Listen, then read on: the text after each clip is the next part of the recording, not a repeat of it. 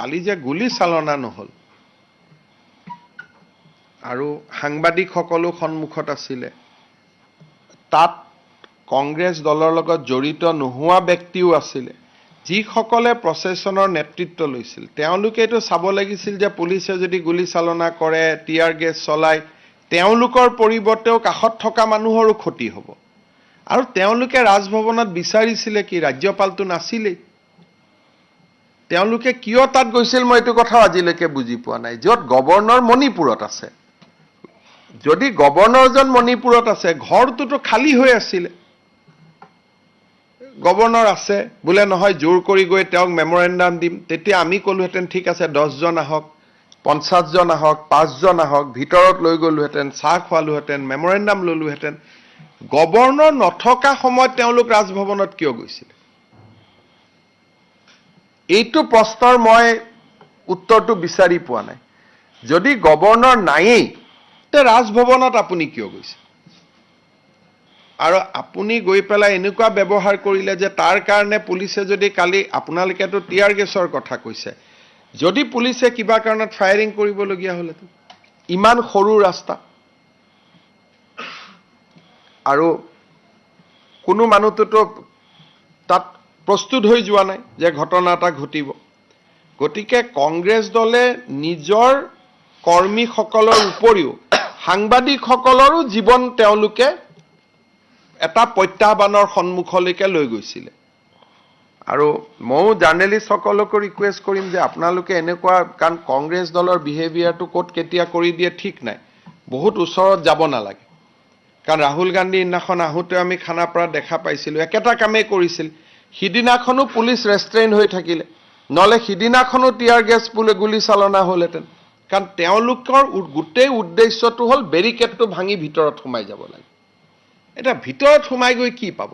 ৰাজভৱনত যদি গভৰ্ণৰে নাই, ভিতৰত সোমাই লণ্ডভণ্ড কৰাৰ বাদেতো বেলেগ কোনো ৰাস্তা নাই।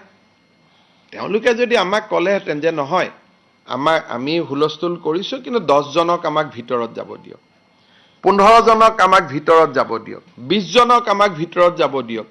যদি ভিতৰত ৰাজ্যপাল থাকিলহেঁতেন, আমি তেওঁলোকক মাতি লৈ গ'লোহেঁতেন যে আহক, লগ কৰক। এতিয়া য'ত ৰাজ্যপালেই নাই, তাত তেওঁলোকে কিয় হুলস্থুল কৰি আছিলে? এই প্ৰশ্নটোৰ উত্তৰ মই আজিলৈকে বিচাৰি পোৱা নাই। যে গভৰ্ণৰ নাই, তেওঁলোকেওতো জানে গভৰ্ণৰ মণিপুৰত আছে।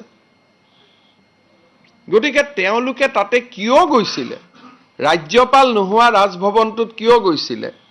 এইটোৰ এটা মই ভাবোঁ যে কাৰণটো বিচাৰি উলিয়াব লাগে। আৰু তেওঁলোকৰ, মই যিমান দূৰ বুজো, তেওঁলোকে তাতে হুলস্থুল কৰি পুলিচক উত্তেজিত কৰি ফায়াৰিং আদি কৰোৱাব খুজিছিলে। আৰু বিষয়টো টিয়াৰ গেছতে সমাপ্ত হ'ল।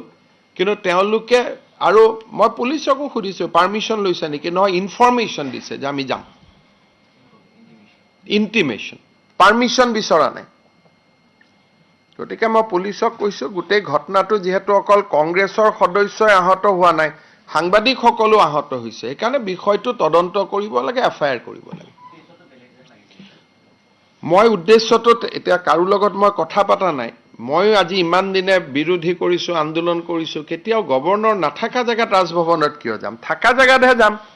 গৈ পেলাই তাতে কি হয়? আমি যেতিয়া আন্দোলন কৰোঁ, তাতে পুলিচে আমাক বাধা দিব, আমি কম আমি যাম, তেতিয়া এটা আলোচনা হয় যে ঠিক আছে, গোটেই যাব নালাগে, 10 জন ভিতৰত আহক বা 5 জন ভিতৰত আহক। তেতিয়া পুলিচে 10 জন বা 5 জনক ভিতৰত লৈ যায়। তেওঁলোকে গভৰ্ণৰক মেমৰেণ্ডাম দিয়ে, মেমৰেণ্ডাম দি উভতি আহে। কালিতো তেনেকুৱাও দাবী কৰা নাই যে আমাৰ 10 জনক যাব দিয়ক, 20 জনক যাব দিয়ক, 50 জনক যাব দিয়ক, কোনোতো দাবীও কৰা নাই তেওঁলোকে। আৰু তেওঁলোকে নিজেও জানে গভৰ্ণৰ ভিতৰত নাই। গতিকে এই গোটেই ঘটনাটো মই আজি কেইদিনমানৰ পৰা দেখি আছোঁ যে এটাতো তেওঁলোকৰ 2 জন নেতা, কোনজন বেছি শক্তিশালী, সেই এটা প্ৰতিযোগিতা হৈ আছে। আৰু সেই প্ৰতিযোগিতাটোৰ ফলত ক্ষতি আমাৰ হৈ আছে, ৰাইজৰ। যোন ডাঙৰ ডাঙৰ আমাৰ কোনো আপত্তি নাই, কিন্তু 2 জন নেতাৰ মাজত অঘোষিত ৰাজনৈতিক প্ৰতিযোগিতাৰ কাৰণে আমাৰ বেলেগৰ যাতে জীৱন বিপন্ন নহয়। সিদিনাখনো আপোনালোকে চাব যে ৰাহুল গান্ধীৰ আগত কোন ডাঙৰ নেতা হ'ব পাৰে, তাৰ কাৰণে তেওঁলোকে খানাপাৰাত হুলস্থুল লগাই দিলে। আজিও যে মই ডাঙৰ নেতা হ'ম বুলি 2 জনৰ মাজত অঘোষিত ৰাজনৈতিক প্ৰতিযোগিতাৰ কাৰণেও সাধাৰণ মানুহ যাতে বিপন্ন নহয় সেইটো চোৱা উচিত হ'ব। Thank U.